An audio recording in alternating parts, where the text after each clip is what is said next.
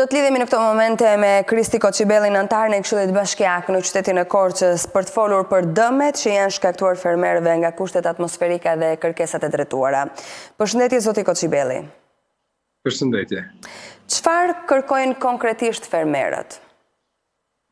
Atë duke pasur parasysh faktin se Partia Demokratike dhe gjithë anëtarët e Këshillit Bashkiak të opozitës kanë qenë shumë afër fermerëve,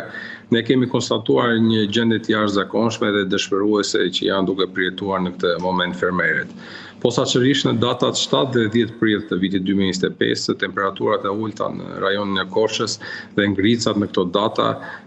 kanë sjellë këtë fatkeqësi natyrore, pra produktet e tyre posaçërisht në pjesa e frutikulturës, pra mollë, dardha, qeshira dhe kunda,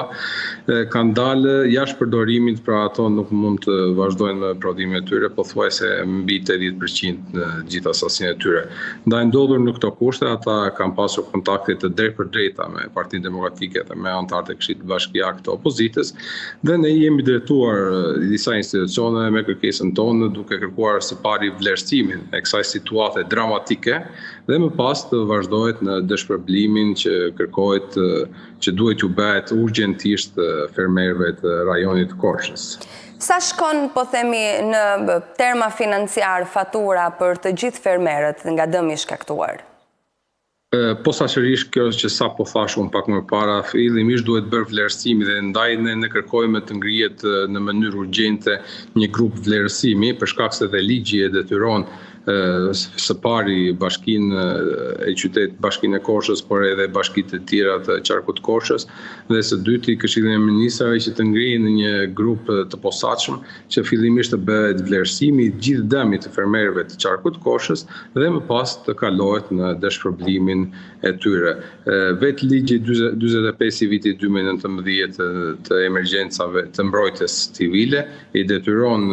institucionet që të bëjnë posaçërisht këtë që sapo unë thash, dhe duke pasur parasysh faktin se institucionet të cilëve ne jemi drejtuar me këtë shkresë kanë fjetur gjumën, nuk kanë reaguar në asnjë moment, ne kemi detyrimin moral dhe qytetar që t'i bëjmë të mundur këtyre institucioneve që të lëvizin dhe të fillojnë me vlerësimin e gjendjes katastrofike që kanë fermerët në rajonin e Korçës. Kur pritet të ngrihet ky komision vlerësimi i cili më pas do të jap, po themi, edhe një vendim përfundimtar sa i takon situatës? Në kërkesën tonë, kjo ka qenë dhe një nga pikat kryesore e cilës ne jemi drejtuar Këshillit Bashkiak Korçë, Bashkisë të Korçë dhe Prefekturës së Korçë, duke kërkuar që vlerësimi të bëhet në mënyrë emergjente, sepse situata vërtet në fermerët e Korçës është dramatike. Produktet e tyre janë pothuajse të pamundura që të vilen pothuajse në 100% të gjithë prodhimtarisë të tyre, ndaj që çdo ditë vonese do jetë një ditë e dëshpëruar për fermerët e Korçës, dhe ata janë në një gjendje të cilët ata kanë kryer investime me qindra mijëra euro në bujqësi. Ata nuk mund të paguajnë dot me kredit të cilat kanë marrë për të vënë në funksion në prodhimtarinë e tyre, ata nuk mund të paguajnë dot me taksat, dhe ne duhet ngrejmë urgjentisht këtë grup vlerësimi, për shkak se duke pasur parasysh edhe emigrimin dhe emigracionin që ka në zona rurale, ne nuk mund të lejojmë që këta pak fermerë që na kanë ngelur të marrim edhe ata rrugët që kanë marrë bashkë qytetarët e tyre në këto zona. Keni besim se do të marrë zgjidhje situata dhe kërkesat tuaja bazuar tek dëmet e fermerëve do të realizohen së shpejti? Ne jemi atje për të pasur një gatishmëri nga ana e opozitës që të jemi prezent në çdo moment, dhe kemi dhe detyrimin moral dhe qytetar që të jemi ne ata cilët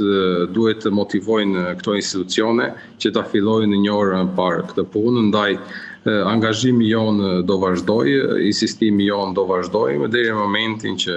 këto grupe, këto institucione të reagojnë sa më parë, ndaj unë besoj që po, ne duhet të gjendemi pranë fermerëve në këto ditë të vështira, përpos detyrimit ligjor që kemi dhe detyrimin moral, kemi dhe detyrimin qytetar, ndaj që një orë më parë angazhimi duhet të jetë urgjent ndaj këtij sektori. E kuptoj. Faleminderit zoti Koçibelli që ishit me MCN. Faleminderit për ftesën.